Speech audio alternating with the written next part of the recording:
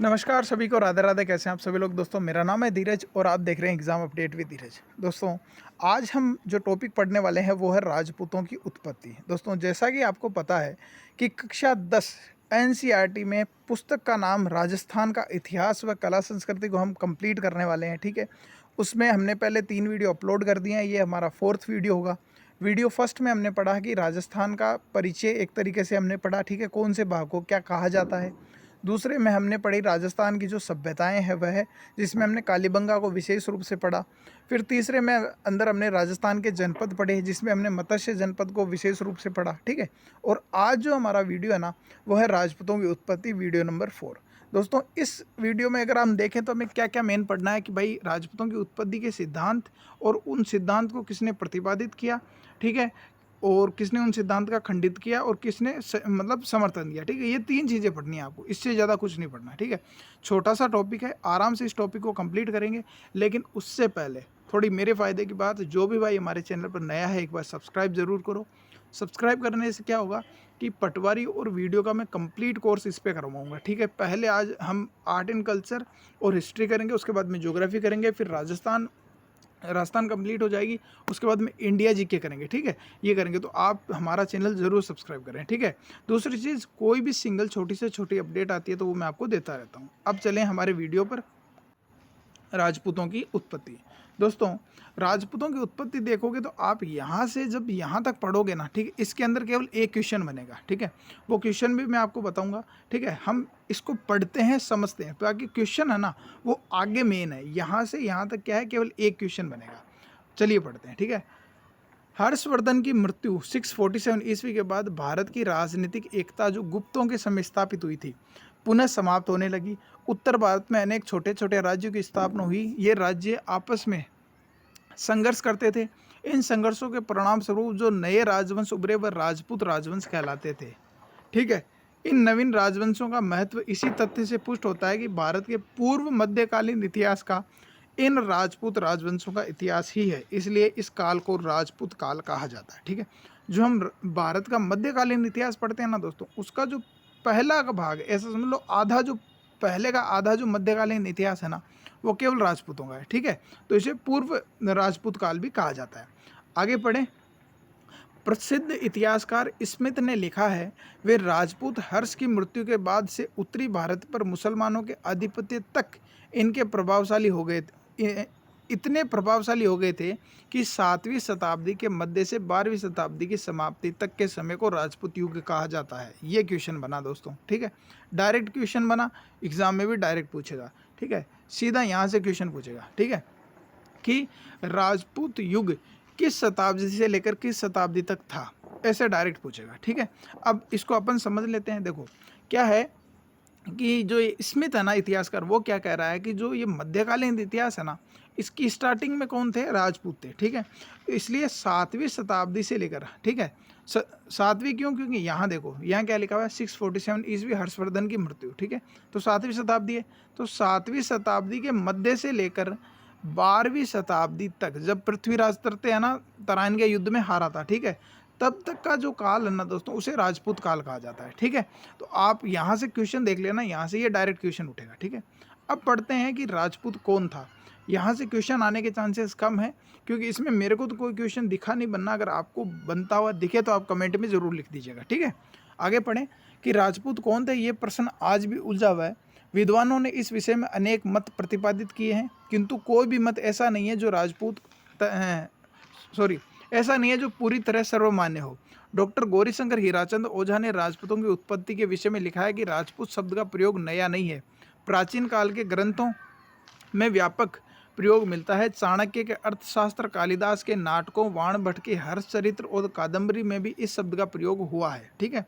चीनी यात्री हेनसांग ने भी हर्षवर्धन के समय आया था, राजाओं को कहीं क्षत्रिय और कहीं राजपूत लिखा है, ठीक है। हर्षवर्धन ने क्या लिखा है? राजाओं को कहीं क्षत्रिय लिख दिया तो कहीं राजपूत लिख दिया। डॉक्टर ओझा द्वारा सुझाया गया ये मत सर्वमान्य नहीं है। राजपूत शब्द का प्रयोग एक जाति के अर्थ में मुसलमानों के आगमन से पूर्व प्राप्त नहीं हुआ है, यद्यपि शासक वर्ग यानी क्षत्रियों के लिए राजपूत शब्द का प्रयोग अवश्य किया गया था, ठीक है। आगे की पंक्तियों में हम इस संबंध में महत्वपूर्ण विद्वानों के मतों का अध्ययन करेंगे और उस मत पर अन्य विद्वानों की टिप्पणियां देखेंगे। दोस्तों ये जो लाइन है ना, बस यही मेन है। क्या है कि आगे जो अब हम पढ़ने वाले हैं ना, उसमें कोई ना कोई मत पढ़ने वाले हैं, ठीक है, कि राजपूतों की जो उत्पत्ति है उसके विषय में किसने कौन सा सिद्धांत दिया, उस सिद्धांत को किसने दिया, किसने उसका समर्थन किया और किसने उसको खंडित किया, ठीक है। लेकिन उससे पहले दोस्तों, अगर वीडियो अच्छा लग रहा हो तो यार एक लाइक ज़रूर कर देना, ठीक है। लाइक करने से क्या होता है, हमारे का थोड़ा मोरल, अब वो कहते हैं ना, अपडेट हो जाता है, थोड़ा इंक्रीज हो जाता है, ठीक है। आगे बढ़ते हैं। तो दूसरी चीज़, अपने दोस्तों को भी शेयर कीजिएगा। आगे बढ़ें तो सबसे पहला हम सिद्धांत देखें दोस्तों, तो वैदिक आर्यों की संतान। अब राजपूतों को वैदिक आर्यों की संतान किसने कहा है? डॉक्टर गौरीशंकर हीराचंद ओझा तथा सीवी वेद राजपूतों को भारतीय आर्यों के क्षत्रिय वर्ण, ठीक है, राजन्य वर्ण की संतान मानते हैं, ठीक है। उनके कथानुसार राजपूत प्राचीन क्षत्रियों की तरह अश्व तथा अस्त्र की पूजा करते थे। प्राचीन आर्यों की भांति यज्ञ और बलि भी में भी इनका विश्वास था। उनके सुडौल शारीरिक गठन, लंबी नाक और लंबे सिर से भी यह प्रमाणित होता है कि वे आर्यों की संतानें हैं। अब आपका क्वेश्चन यही बन गया, आगे जाने की जरूरत ही नहीं है, ठीक है। सीधा सीधा क्वेश्चन आएगा कि राजपूतों को आर्यों की संतान किसने कहा है? तो दो व्यक्तियों ने कहा है, डॉक्टर गौरीशंकर हीराचंद ओझा और सीवी वेद, ठीक है। ये आपका दूसरा क्वेश्चन बन गया। पहला क्वेश्चन कौन सा था? वो राजपूत युग वाला, और ये दूसरा क्वेश्चन बन गया। तीसरा क्वेश्चन आता है दोस्तों अग्निकुंड के सिद्धांत से। सीधी बात है दोस्तों, ठीक है। ये जब लंबा चौड़ा लिखा हुआ ना, यहाँ से इतने क्वेश्चन नहीं आते, ठीक है। क्वेश्चन तो राजा महाराजा जब हम पढ़ेंगे ना, मेवाड़ मारवाड़ बीकानेर, वहाँ से भी कम ही आते हैं, ठीक है। अगर क्वेश्चन आएंगे तो या तो किसान आंदोलन से, ठीक है, जनजाति आंदोलन से, राजनीतिक जागरण से, ठीक है, यहाँ से आएंगे। नहीं तो फिर कहाँ से आएंगे? आपके जो सभ्यताएं हो गई वहाँ से क्वेश्चन आएंगे, ठीक है।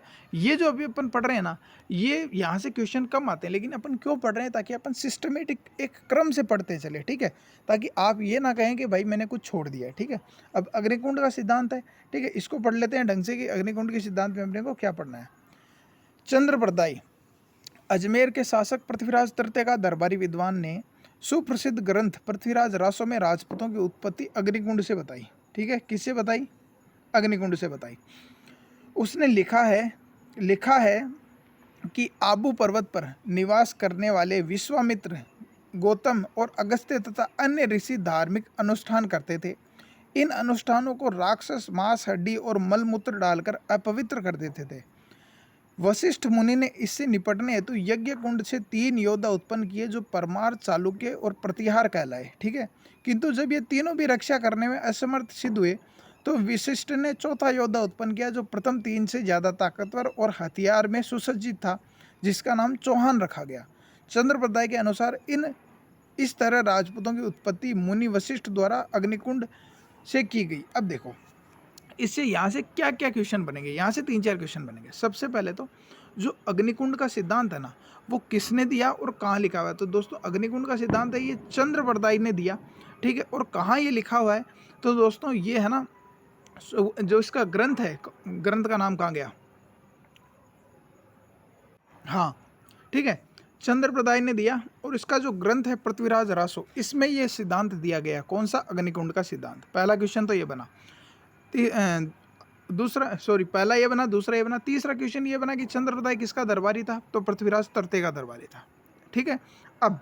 अब ये आता है कि राजपूतों की जो अग्निकुंड का सिद्धांत है, उसमें किसने राजपूतों की उत्पत्ति की और कहाँ की? तो देखो किसने की, अग्निकुंड से किसने की? गुरु वशिष्ठ ने की थी। और कहाँ की थी? आबू पर्वत पर की थी, ठीक है।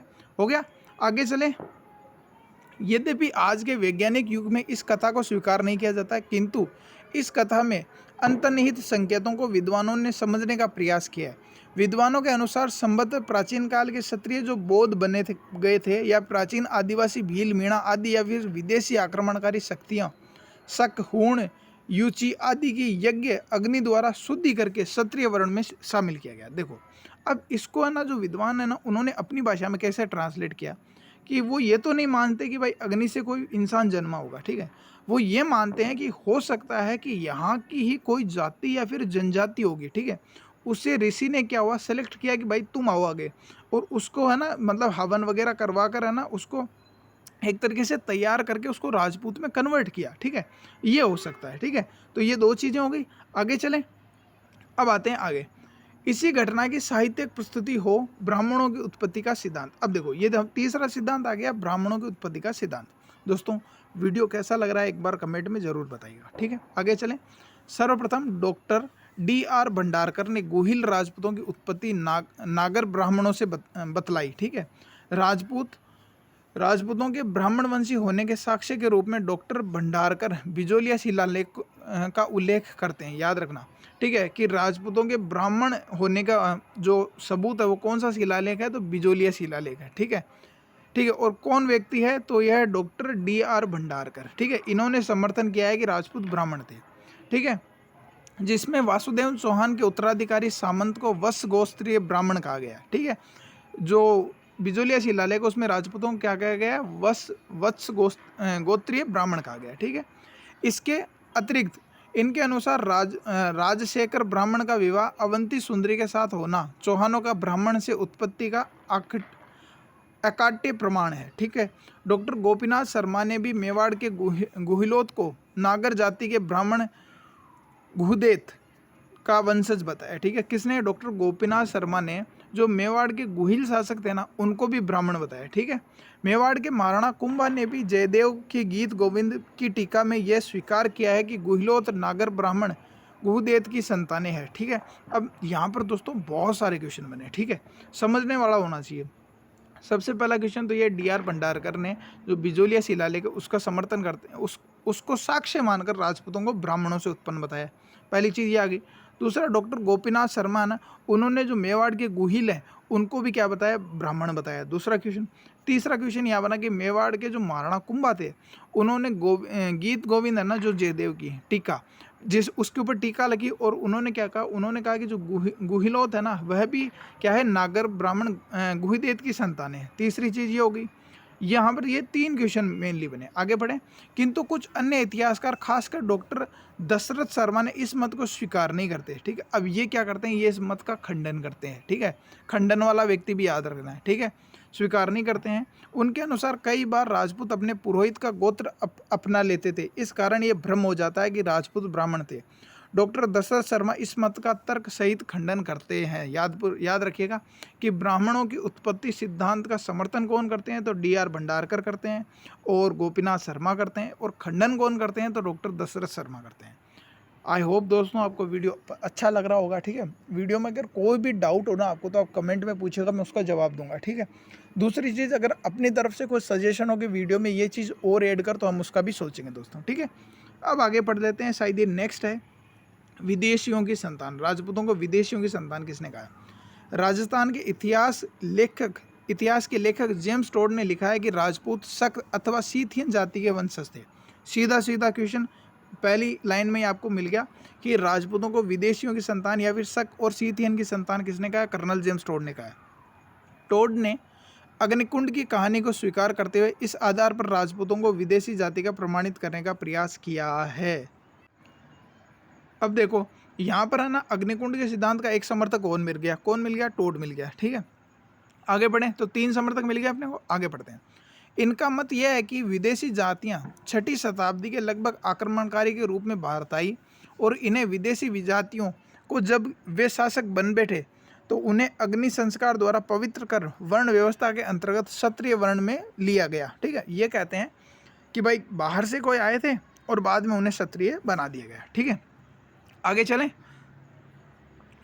टोड ने राजपूतों को शक व सीथियन प्रमाणित करने के लिए तर्क दिया कि राजपूतों के रीति रिवाज शक और सीथियन और हुणों से मिलते हैं, जैसे अश्व पूजा, अश्वमेघ, अस्त्र पूजा, अस्त्र शिक्षा आदि।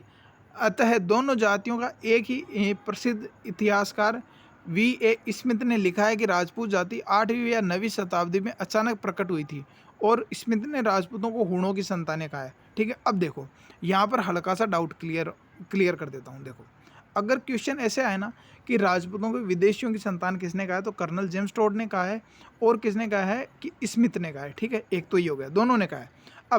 अब अगर स्पेसिफिकली पूछे कि भाई जो राजपूत है, ठीक है, उन्हें हुणों की संतान किसने कहा है, हुणों की संतान, तो ये तो कहा है स्मिथ ने। ठीक है, और अगर राजपूतों को ये पूछ ले कि भाई शक और सीथियन की संतान किसने कहा है, तो टोड ने कहा है। हुणों की पूछ ले तब तो स्मिथ ने कहा है, और शक और सीथियन की पूछ ले तब टोड ने कहा है, और विदेशियों की पूछ ले तब इन दोनों ने कहा है। ठीक है, आगे चलें। अब कोई और आता है तो उसको पढ़ते हैं। इन मतों को स्वीकार नहीं किया जाता। देखो, इन मतों को स्वीकार नहीं किया जाता। प्रथम तो राजपूतों को स्वयं को कभी विदेशी नहीं बताया है, ठीक है। प्रथम तो राजपूतों ने कभी स्वयं को विदेशी नहीं बताया है। इसके विपरीत वे अपनी उत्पत्ति सूर्य व चंद्र से बताते हैं, ठीक है। अब राजपूत अपनी उत्पत्ति किससे मानते हैं? तो सूर्य और चंद्रमा से मानते हैं।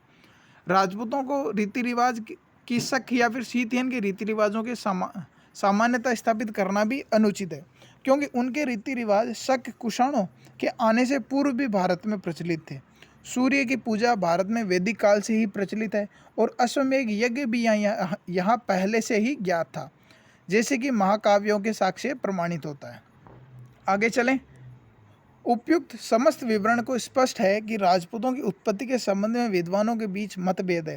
ऐसी परिस्थितियों में अधिकांश विद्वान राजपूतों को भारतीय आर्यों के वंशज स्वीकार करते हैं, जिसमें विदेशी रक्त भी सम्मिलित है। अब देखो, अगर 4 सिद्धांत लिखा है, ठीक है, अग्निकुंड का सिद्धांत हो गया, ठीक है, विदेशी सिद्धांत हो गया, ब्राह्मणों का हो गया, और एक यहाँ पर आ जाए क्या कि आर्यों की संतानें हैं, और पूछ ले कि निम्न में से कौन सा सबसे तथ्य है ना, सबसे स्पष्ट है राजपूतों की उत्पत्ति के बारे में, तो आपको आर्यों की वंशज करना है, ठीक है। आगे चलें, आगे बढ़ें। तो भैया जिसमें विदेशी रक्त भी सम्मिलित है। ये भी स्थापित सत्य है कि जो विदेशी जातियां भारत में आई और स्थायी रूप से यहीं निवास करने लगी, उन्होंने भारतीय सभ्यता और संस्कृति को अपना लिया तथा हिंदू समाज ने उन्हें स्वयं में सम्मोहित कर लिया। डॉक्टर कानूनगो ने ठीक ही लिखा है कि अग्निकुंड की कहानी इस प्रगति के युग में नहीं चल सकती। उनकी सूर्य तथा चंद्र की उत्पत्ति एक काल्पनिक सत्य हो सकती है। राजपूत चाहे किसी भी रूप में जन्मे हो, लेकिन यह सत्य है कि इतिहास में उन्होंने महाकाव्य काल के क्षत्रियों की परंपराओं को बनाए रखा, ठीक है। अब ये दोस्तों आज का अपना टॉपिक हुआ कंप्लीट है। अभी जाइएगा मत, ठीक है। अगला टॉपिक डिस्कस कर लेते हैं कि अगला टॉपिक हमारा कौन सा रहेगा। दोस्तों करीबन 17 मिनट का वीडियो हो गया, मैं कोशिश करूँगा 1 मिनट और करें, ठीक है। अगला जो हमारा टॉपिक रहेगा दोस्तों, वो रहेगा जो राजपूतों के राजवंश है, ठीक है, वो, ठीक है। मेवाड़ हो गया, मारवाड़ हो गया, उसके बाद में हम सारे पढ़ते जाएंगे, ठीक है। वीडियो कैसा लगा कमेंट में ज़रूर बताइएगा। वीडियो में क्या क्या सुधार करने की ज़रूरत है वो भी बताइएगा, ठीक है। और थोड़ा मोटिवेट कीजिए, शेयर कीजिए, ताकि हम इस सीरीज़ को चालू रखें और इस पर कैसा रिस्पॉन्स आता है उसके अनुसार हम आगे की रणनीति बनाएंगे, ठीक है दोस्तों। वीडियो को लाइक ज़रूर कीजिएगा, चैनल पर नए हैं तो सब्सक्राइब ज़रूर कीजिएगा और अपने दोस्तों को शेयर कीजिएगा। मिलते हैं अगले वीडियो में, तब तक के लिए राधे राधे।